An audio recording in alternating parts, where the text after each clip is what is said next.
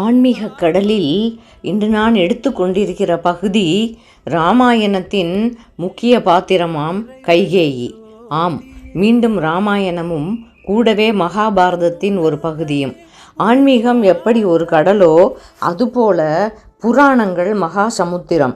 உள்ளே முழுக முழுக முத்து எடுக்கலாம். கடலின் ஆழத்தில் சென்றால்தான் முத்து எடுக்க முடியுமெனில் நிறைய கண்டுகொள்ளப்படாமல் விட்ட உண்மைகள் நம் புராணங்களில் நிறைய இருக்கிறது. அதன் உள்ளே சென்று ஆழ்ந்து பார்த்தால்தான் விவரங்கள் புரியும். அது சரி, இன்று அப்படிப்பட்ட கடலில் மூழ்கி எடுத்த அந்த முத்து யார்? இவர் சிப்பிக்குள் முத்து அல்ல, முத்துக்குள் முத்து. வேறு யாரும் இல்லை, நம் கைகேயிதான் அந்த கதாபாத்திரம். என்ன இது, கைகேயியை முத்து என்று நான் சொல்கிறேன் என்று உங்களுக்கு ஆச்சரியமாக இருக்கலாம். நிறைய விஷயங்கள் நாம் அறிந்து கொள்ளப்படாமலேயே இருக்கின்றன என்று நான் பலமுறை கூறியிருக்கிறேன். மறுக்கப்பட்ட உண்மைகள், மறக்கப்பட்ட உண்மைகள் என்றும் அழுத்தமாக பலமுறை கூறியிருக்கிறேன். ராமபிரானை வனத்துக்கு அனுப்பிய பிறகு கைகேயியை பற்றிய நிறைய அறிந்து கொள்ளப்படாத விஷயங்கள், பின்னணியில் கைகேயியின் தியாகங்கள், கைகேயியின் வருத்தங்கள், கைகேயியின் நிம்மதியற்ற வாழ்க்கை சூழல், இவை பற்றித்தான் நான் இங்கே கொண்டு வந்து இருக்கிறேன். யார் இந்த கைகேயி? சரஸ்வதியின் ஆசி கொண்டு சரஸ்வதியின் அம்சமாகவே பிறந்த கைகேயி எப்படி தவறு செய்வார், எப்படி சதி செய்வார்? செய்ததாக புராணங்கள் கதறுகின்றன. அதை பற்றி நம் உள்ளே செல்வதற்கு முன் கைகேயியை பற்றிய முழு விவரம் தெரிந்து கொள்வோமா? இராமாயணத்திலே மிகவும் தனித்தன்மை வாய்ந்த அற்புதமான பாத்திரம். இராமாயணத்தை வேகமாக நகர்த்தவும், ஸ்ரீராமரின் அவதாரத்தின் மகிமையையும் ராவணனை வதம் செய்யவும் கைகேயியின் அந்த 2 வரங்கள் மட்டுமே தான் முக்கியம் என்று நாம் சொல்லிவிட முடியாது. அது இராமாயணத்தை நகர்த்துவதற்கு பயன்பட்டது என்பது என்னவோ உண்மை. ஆனால் கைகேயி மட்டுமே எல்லாவற்றுக்கும் காரணம். அவள் மட்டுமே சாபத்துக்கு உரியவள். அவள் மட்டுமே சிந்திக்கப்பட வேண்டியவள். அவள் மட்டுமே சித்தரிக்கப்பட வேண்டியவள் என்பது எல்லாம் எங்கு ஒத்து வராது. அது சரியான கூற்றும் அல்ல. அதைத்தான் நான் இப்பொழுது விளக்கப் போகின்றேன். மேலும் இந்த கைகேயி தசரதனின் பட்டத்து மகிழ்ச்சிகளில் 3வது ராணி, அதாவது தசரதனின் 3வது மனைவி. ஆனால் சில ஆராய்ச்சிகளில் கைகேயி தசரதனின் 2வது மனைவி என்று கூறப்பட்டிருக்கிறது. எது உண்மை என்று தெரியவில்லை. அது நமக்கு தேவையும் இல்லை. எனினும் அவர் தசரதனின் மனைவி என்பது எல்லாராலும் ஒத்துக்கொள்ளப்பட்ட உண்மை. பரதன் இவருடைய மகனாவார். கேகய நாட்டு மன்னர் அஸ்வபதியின் மகளுமான கைகேயி கேகய நாட்டின் இளவரசி என்பதால் கைகேயி என அழைக்கப்பட்டார். இயற்கையிலேயே திட சித்தமும் அதீத ஆளுமையும் பொருந்திய வீரமும் விவேகமும் கொண்ட அழகியும் அறிவாளியும் ஒருங்கே கொண்டவர்தான் இந்த கைகேயி. புராணங்கள் கைகேயி சரஸ்வதியின் அருள் பெற்ற ஒரு குழந்தை என்று கூறுவதில் மிக ஏதும் இல்லை. ஏன், தனக்கு சரஸ்வதி போல் ஒரு மகள் வேண்டும் என்று மன்னர் அஸ்வபதி செய்த புத்திர காமேஷ்டி என்கிற மிகப்பெரிய யாகத்துக்கு பிறகு பிறந்த குழந்தை இவர். சரஸ்வதியின் அம்சம் பெற்ற ஒரு குழந்தை எவ்வாறு தவறு செய்ய முடியும்? எவ்வாறு ஸ்ரீராமனை 14 வருடம் வனவாசத்திற்கு அனுப்பி வைக்க முடியும்? சரஸ்வதியின் அருள் பெற்றிருந்தால் நிச்சயமாக அறிவும் விவேகமும் இருக்க வேண்டுமே. இவையெல்லாம் இராமாயணத்தில் தொக்கி நிற்கும் கேள்விகள். கைகேயிக்கு அறிவும் விவேகமும் நிறையவே இருந்த போதிலும் விதிப்படி மந்தரையின் சூழ்ச்சியால் தான் அவருடைய மனம் மாறியது என்று புராணங்கள் கூறுகின்றன. விதி யாரை விட்டது? அது ஒன்று மட்டும்தான் நாம் அறிவோம். கடவுள்கள் அவதாரம் எடுக்கும் பொழுது அவருக்கு உரிய துன்பங்களை அனுபவித்துத்தான் ஆக வேண்டும். கைகேயி அவதாரம் இல்லை என்றாலும் அவதாரமாகிய ஸ்ரீராமருக்கு கூடவே பிறந்த லக்ஷ்மணன் ஆதிசேஷனாகவும் பரதன் சங்காகவும் சத்ருக்னன் சக்கரமாகவும் பிறந்து அண்ணன் மகிமைக்கு உதவ வந்தவர்கள். எப்படி இருப்பினும் கைகேயியும் விதிக்கு உட்பட்டவள்தான். ஆனால் அதற்கு முன்னமே இராமாயணத்தை நகர்த்துவதற்காக விதி விளையாடிய அந்த விளையாட்டுகளை பற்றி யார் அறிவோம்? இளம் பருவத்திலேயே, அதாவது தன்னுடைய பருவத்திலேயே மிகவும் தைரியசாலியானவள் அவள் என்று நிரூபிக்கப்பட்டிருக்கிறது. ஒரு முறை அரண்மனை தோட்டத்தில் தன் சகோதரர்களுடன் விளையாடி கொண்டிருந்த பொழுது அங்கு வந்த ஒரு சிறுத்தை அளவிலான காட்டுப்பூனை எல்லாரையும் பயமுறுத்த தனி நபராய் சென்று அந்த பூனையை கத்தியால் குத்தி கிழித்து கொன்று சகோதரர்களை காப்பாற்றியவர் இந்த கைகேயி. ஆம், இளம் வயதிலேயே தைரியம் என்பது அவளை தாங்கியும் இருந்தது, அவளிடம் தங்கியும் இருந்தது. கைகேயியை கை காட்டி இவள் ஒரு சதிகாரி என்று உலகமே பேசிய போது ஒன்றை மட்டும் யோசிக்க தவறியவர்கள் நாமும் தான். அதற்கு நான் இங்கு மகாபாரதத்தை மேற்கோள் காட்டினால்தான் முடியும். மகாபாரதம் ராமாயணத்துக்கு பின் வந்த காவியம் என்றாலும் அதிலிருந்து நல்ல உதாரணத்தை எடுத்துக்கொள்ள காரணம் நேயர்களின் புரிதலுக்காக மட்டுமே ஆகும். எப்படி மகாபாரதத்தில் அர்ஜுனன் கர்ணனை கொன்றுவிட்டு தான் கர்ணனை கொன்றுவிட்டதாக கிருஷ்ணரிடம் வருந்தி அதீதமாக புலம்பும் பொழுது கிருஷ்ணர் கோபம் கொண்டு அர்ஜுனுக்கு உணர்த்துகிறார், அர்ஜுனா, உனக்கு முன்னமே 6 பேர் கர்ணனை கொன்று விட்டார்கள் தெரியுமா? ஆம், குருட்சேத்திரத்தின் 17ஆம் நாளான இன்று போரில் நீ கர்ணனை கொல்வதற்கு முன்பே கர்ணனின் பலம், கர்வம் மற்றும் கவச குண்டலங்கள் ஆகியவற்றை தந்திரமாக பறித்து நான், அதாவது இந்த கண்ணன் உட்பட 6 பேர் அவனை சாபங்களாலும் தந்திரங்களாலும் ஏற்கனவே பலவீனப்படுத்தி கொன்றுவிட்டதை நீ அறிய மாட்டாய். அவர்கள் யார் என்று தெரிந்து கொள். அவர்களில் முதலில் இந்திரன் கர்ணனின் பிறவி பலனான கவச குண்டலங்களை, கர்ணனின் கொடைத்தன்மையை சரியான நேரத்தில் பயன்படுத்தி தந்திரமாக பறித்தார். இரண்டாவதாக சூரியதேவன் இந்திரனிடம் கவச குண்டலங்களை கொடுக்க வேண்டாம் என்று எச்சரித்தாலும் கர்ணன் கேட்காததால் அவர் கர்ணனை முழுமையாக காக்காமல் தக்க சமயத்தில் விட்டுவிட்டார். மூன்றாவதாக பரசுராமர் கர்ணன் தான் ஒரு அந்தணன் என்று பொய் சொல்லி அவரிடம் வித்தை கற்றதால் இக்கட்டான நேரத்தில் கற்றுக்கொண்ட அனைத்து மந்திரங்கள், அஸ்திரங்கள் அனைத்தும் மறந்து பயன்படாது போகும் என சாபம் கொடுத்தார். நான்காவதாக பூமாதேவி கர்ணனின் தேர் சக்கரம் பூமிக்குள் புதையும்படி சாபம் கொடுத்தார். ஐந்தாவதாக ஒரு பிராமணர் கர்ணன் தன் பசுவை கொன்றதற்காக அவன் நிராயுத பாணியாக இருக்கும்போது இறப்பான் என சாபம் கொடுத்தார். ஆறாவதாக கிருஷ்ணனாகிய நான் போர் தர்மங்களை மீறி கர்ணன் தன் அஸ்திரங்களை மறந்து சக்கரத்தை எடுக்க தவிக்கும் இக்கட்டான இந்த சூழ்நிலையில் உன்னை தூண்டிவிட்டு கர்ணனை கொல்லச் செய்தேன். பாண்டவர்கள் 5 கர்ணனிடம் இதற்கு முன் போரில் தோற்று அவனால் உயிருடன் விடப்பட்டவர்கள் என்பதையும் நீ தெரிந்து கொள். செத்த பாம்பை அடித்துவிட்டு நான் தான் கொன்றேன் என்று சொல்லாதே என்று கிருஷ்ணர் கூறியது மகாபாரதத்தில் எப்படி உண்மையோ அதே போல் ராமர் வனத்திற்கு செல்வதன் காரணம் கைகேயி மட்டும் அல்ல. விதி விளையாடிய விளையாட்டு, அதுவும் தசரதனுடைய வாழ்க்கையில் விளையாடிய விளையாட்டு கொஞ்ச நஞ்சம் இல்லை. எப்படி என்று நான் விளக்க தலைப்பட்டிருக்கிறேன்.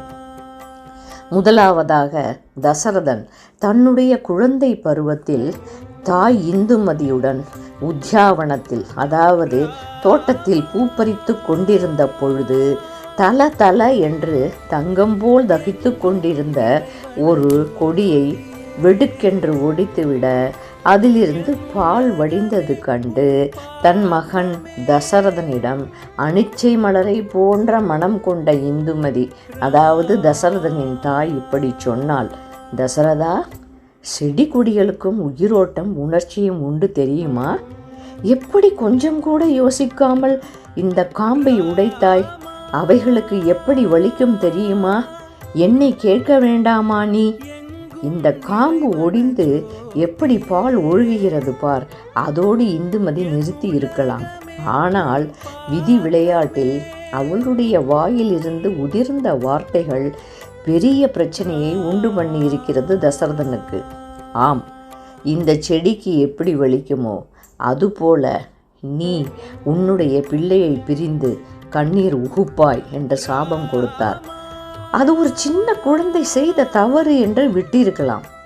ஆனால் அவருடைய வாயிலிருந்து வந்த இந்த வார்த்தைகள் விதியின் பொருட்டே வந்தவைதான்.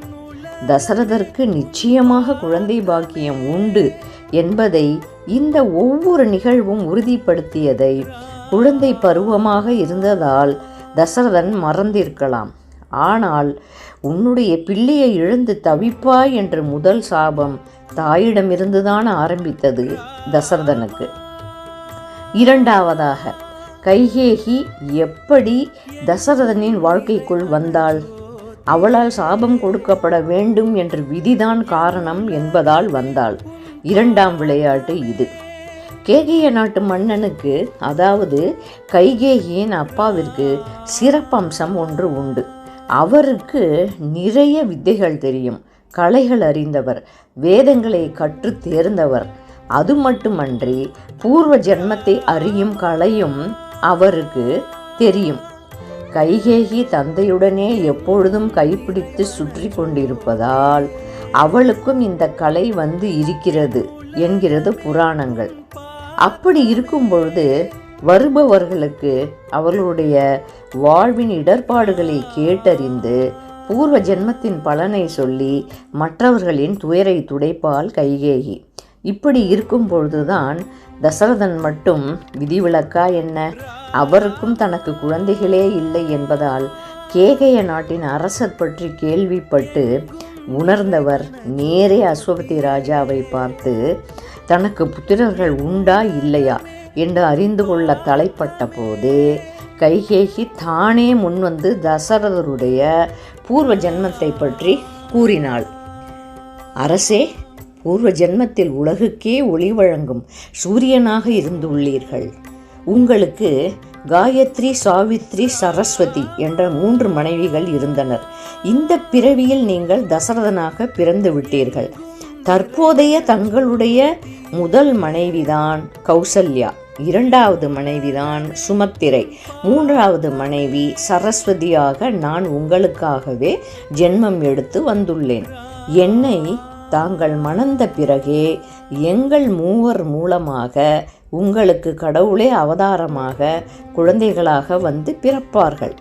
திருமண விஷயம் குறித்து என் தந்தையிடம் நீங்கள் பேசிவிடுங்கள் என்று கூறியதும் தசரதன் கைகேயியை மணந்து கொள்ள அஸ்வபதி மன்னனிடம் அனுமதி தரும்படி கேட்டார். அப்பொழுது அஸ்வபதி மன்னர் கூறியது இராமாயணத்தில் மிகப்பெரிய திருப்பம். அரசே, இத்தனை அழகும் இவ்வளவு இளமையும் இவ்வளவு வீரமும் வாய்ந்த என்னுடைய கைகேயியை உங்களுக்கு மனம் முடிக்கிறேன். ஆனால் அவளுக்கு பிறக்கப் போகும் குழந்தை, அதாவது என்னுடைய பேரன்தான் நாடாள வேண்டும். இந்த சத்தியத்தை நீங்கள் செய்து கொடுத்தால் நான் கைகேயியை தங்களுக்கு மணமுடித்து தருகிறேன் என்றார். கைகேயியை மணந்த பின்னால் தான் தனக்கு குழந்தை பேறு என்பதே தன் விதி என்று முடிவு செய்த பிறகு கைகேயியை திருமணம் செய்ய சம்மதித்தார் தசரதர். கௌசல்யா மூத்தப்பட்ட மகிஷி என்றாலும் கைகேயியால் பிறக்கப் போகும் குழந்தையே நாடாளுவான் என்பது என்கிற உண்மை தெரிந்தும் கைகேயியை தசரதர் மணந்தார். அந்த சமயத்தில் தசரதருக்கு புத்திரர்கள் பிறக்க வேண்டும் என்ற கவலை மட்டும்தான் இருந்தது. இதெல்லாம் திருமணம், குழந்தை பேறு, குழந்தை வளர்ப்பு வரை எதுவுமே தசரதருக்கு யோசனையில் இல்லை. 3வதாக, தசரதன் காட்டுக்கு வேட்டையாட சென்ற பொழுது நடந்த ஒரு நிகழ்வு. பெற்றோர்களுக்கு சேவை செய்வதே தன் கடமையாக கொண்டிருந்த சிரவணன் என்கிற ஒரு அந்தக முனிவனின் மகன் கமண்டலத்தில் தண்ணீரை மொண்டு கொண்டிருக்கும் பொழுது யானை தண்ணீர் குடிப்பதாக நினைத்து தசரதன் விட்ட அம்பு சிரவணனை கொன்றது. அப்படி கொன்ற இந்த பையனின் தாயும் தந்தையும் கண்கள் இழந்தவர்கள் என்று தெரிந்த பொழுது தசரதன் அதிர்ச்சி அடைகிறார். அப்பொழுது அவர்கள் கொடுத்த சாபம், உனக்கும் புத்திர சோகம் என்னை போலவே வரும் தசரதா, நீயும் உன்னுடைய குழந்தையை பிரிந்து தவிப்பாய் என்றும் இந்த புத்திர சோகத்தினால் உன் உயிர் நீங்க கடவாய் என்று சொன்னதும் மனது உடைந்து போனார் தசரதன். இந்த 2 விஷயங்களையும் நன்கு அறிந்திருந்தாள் கைகேயி. அடுத்து இன்னொரு நாளில் சம்பாசுரன் என்ற அசுரனுடன் போர் புரியும் பொழுது தசரதனுக்கு தேர் சாரதியாய் சென்றாள் கைகேயி. போரின் உச்சகட்ட வெற்றியின் பொழுது தேரின் அச்சாணி விழுந்துவிட தன்னுடைய கட்டை விரலை அச்சாணி இருக்கும் இடத்தில் வைத்து போரிலும் வெற்றி பெறவும் செய்து தசரதனின் உயிரையும் காப்பாற்றினாள் கைகேயி. அப்பொழுது தசரதன் கொடுத்த 2 வரங்களை பின்னால் கைகேயி உபயோகப்படுத்தி கொண்டாள். அதுவும் மந்திரியின் சூழ்ச்சியால். ஏற்கனவே விதிக்கப்பட்டிருந்த இந்த 4 நிகழ்வுகளும் தன்னுடைய குழந்தையை அவர் இழந்து தவிக்க வேண்டும் என்பதற்கு அச்சாரமாய் ஏற்படுத்தப்பட்டு விட்டது. சொல்ல வேண்டுமென்றால் சரவணனின் தாய் தந்தை கொடுத்த அந்த சாபத்தினால் நொந்து போய் சோகமாய் அரண்மனை திரும்பிக் கொண்டிருந்த தசரதனுக்கு நடந்த நிகழ்வை மெய்காப்பாளர்கள் மூலம் தன்னுடைய மதியுகத்தால் அறிந்து கொண்டாள் கைகேயி. அதை அவள் பிற்பாடு மந்திரியின் சூழ்ச்சியாலும் விடாது செய்த துர்போதனையினாலும் 2 வரங்களுடன் இணைத்து கொண்டாள். மந்திரியின் சூழ்ச்சிக்கு உடனடியாக உடன்பட்டு விடவில்லை கைகேயி. அவளுக்கு ராமர் மேல் அதீத பாசம் இருந்தது உண்மைதான். ஆனால் கைவீசு தனிமையில் அமர்ந்திருந்த பொழுது தனக்கு முன்னால் அவளுக்கு நடந்த அத்தனையும் நிகழ்ச்சியாய் விரிந்தது. தசரதன் தன்னை பார்க்க வந்தது, அவருடைய பூர்வ ஜென்ம பலன்களை கூறியது, தன்னுடைய தந்தை தனக்கு பிறக்கப் போகும் குழந்தையே அரியணையை ஏற்ற வேண்டும் என்று சத்தியம் வாங்கி கொண்டது, மேலும் காட்டில் நடந்தது, தேர் அச்சாணியில் தசரதனை காப்பாற்றி கேட்ட வரங்கள் எல்லாம் கண்முன் விரிந்தன. இப்பொழுது சொல்லுங்கள், கைகேயி கொடுத்த வரத்தால் மட்டும்தான் ராமர் காட்டிற்கு சென்றாரா என்று அடுத்து அந்த 14 வருடங்கள் ராமாயணத்தில் எப்படியெல்லாம் விளையாடி இருக்கிறது என்று பார்ப்போம். முதலில் கைகேயியின் வாயில் வந்த வார்த்தை 14 நாட்கள் என்பதாக இருந்தது. தவறி 14 வருடங்களாக ஆக்கியது யாருடைய தவறு? அது விதியின் தவறு. இரண்டாவதாக, இந்திரஜித் போரில் வெல்ல வேண்டும் என்றால் 14 வருடங்கள் யாராவது ஒருவர் விழித்திருக்க வேண்டும். அது இலக்குவனால் முடிந்தது. அப்படிப்பட்ட நிகழ்வு எப்படி நடக்கும், எப்படி முடியும்?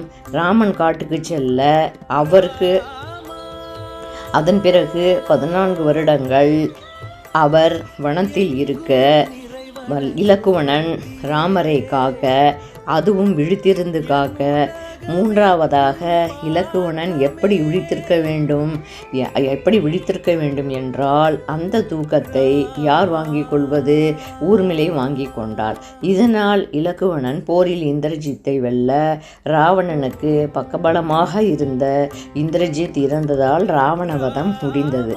நான்காவது, 14 வருடம் வனம் சென்றவர்கள் அரசாட்சியை ஏற்றுக்கொள்ள முடியாது, அரியணையில் ஏற முடியாது என்று ஒரு சட்டம் அப்பொழுது இருக்க, கைகேயியின் வாய் தவறி 14 வருடங்கள் என்று வந்த சொல் எப்படி வினையாகிவிட்டது பார்த்தீர்களா?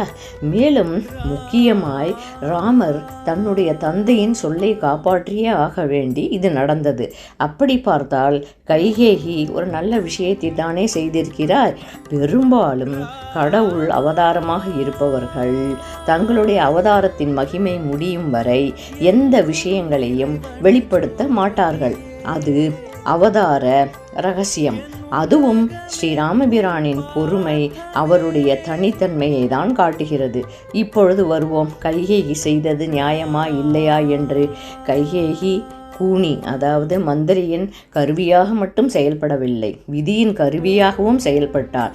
ஆனால் ராமாயணம் நடக்க வேண்டுமென்றால் ராமன் 14 வருடம் காட்டிற்கு செல்ல வேண்டும். இது விதி. அந்த விதி நடத்திய நாடகத்தில் கைகேயி வீண் பழி ஏற்றாள் என்பதே அப்பட்டமான உண்மை. நாடே ராமனின் காடேறும் விஷயத்தில் துயரத்தில் இருந்தபொழுது கைகேயின் நிலை மிகவும் மோசமாக இருந்தது. உறவாலும் எல்லாராலும் சபிக்கப்பட்டாள். தன் மகன் பரதனால் வெறுக்கப்பட்டாள்.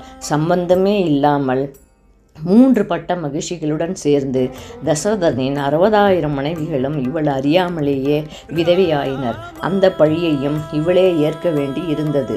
தன்னுடைய சொந்த மகனான பரதன் உட்பட இவளை வெறுத்து ஒதுக்கியதால் 16 வருடங்கள் மனத்துயரை சொல்லொன்னா அளவில் அனுபவித்தவர் இந்த கைகேயி. பரதன் தன்னுடைய தாத்தாவின் வீட்டிலிருந்து வீடு திரும்பிய பொழுது தன் தாய் கைகேயி செய்த செய்கையில் துயரப்பட்டு ராமரை தாயை நான் இப்பொழுது பார்த்தே தீர்வேன் என்று கூறி தந்தையின் இறுதி சடங்கை முடித்துவிட்டு வனத்துக்கு கிளம்புகிறான்.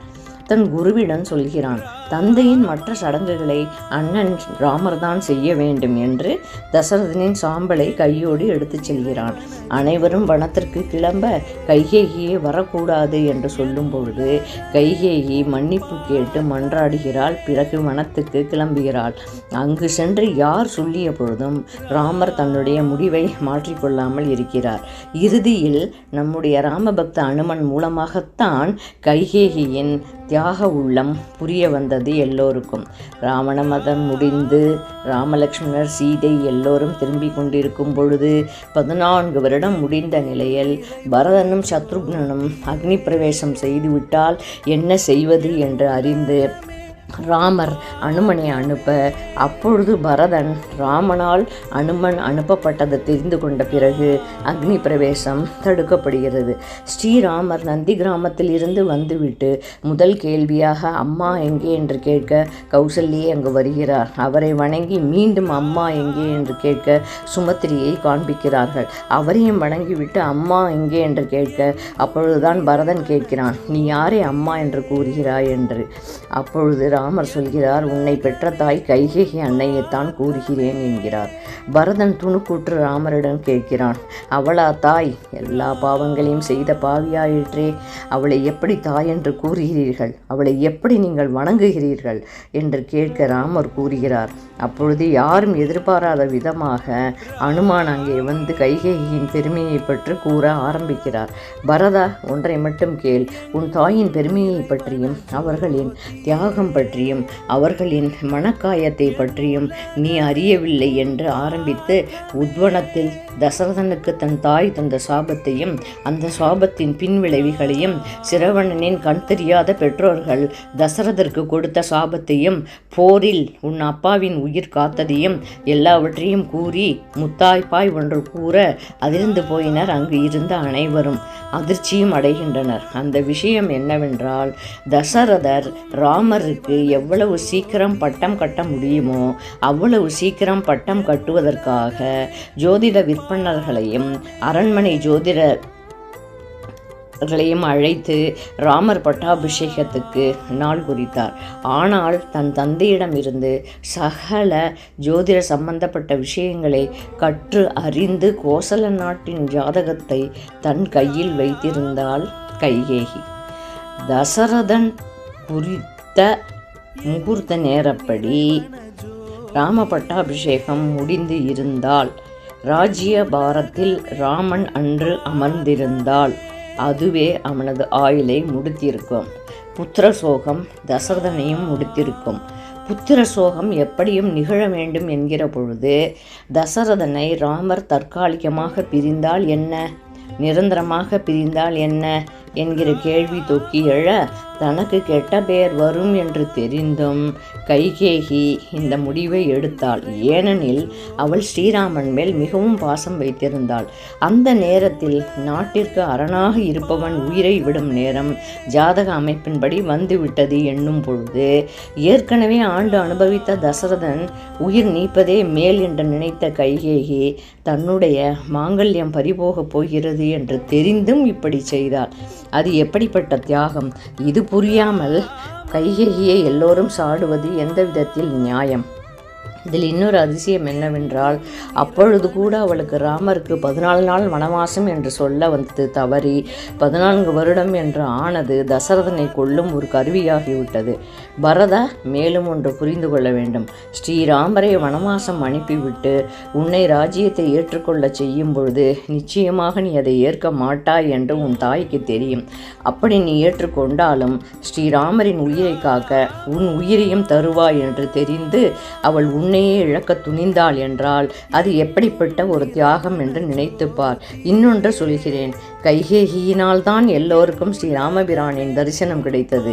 குகனில் ஆரம்பித்து சபரி, அதன் பின்பு அகலிகை சாப விமோசனம், வரிசையாக ஒவ்வொருவராக, ஏன் வானரங்களாகிய நாங்கள், சுக்ரீவன், வாலி, ஜடாயு, பின் ஜாம்பவான், எல்லோருக்கும் அவருடைய தரிசனம் கிடைத்தது. ஸ்ரீராமனால் தான் அவ்வளவு அரக்கர்களின் வதமும் நடந்தது. இதில் எந்த விதத்தில் உன் சாய் செய்ததை நீ தவறு என்று கூறுகிறாய் என்கிறார் அனுமன். இப்பொழுது சொல்லுங்கள், சரஸ்வதியின் அருள் பெற்ற அந்த குழந்தையான கைகேயி எப்படி தவறு செய்வாள்? புராணங்கள் நமது பொக்கிஷம். கண்ணால் பார்ப்பதும் பொய், காதால் கேட்பதும் பொய், தீர விசாரிப்பதே மெய் என்பதற்கு இந்த கைகேயியின் உதாரணம் ஒரு உள்ளங்கை நெல்லிக்கனி. ஓம் சாய்ராம். ஆன்மீக கடலின் இந்த தெய்வீக பயணத்தில் நீங்களும் இணைய இந்த வீடியோவை ஷேர், லைக், சப்ஸ்கிரைப் செய்யவும்.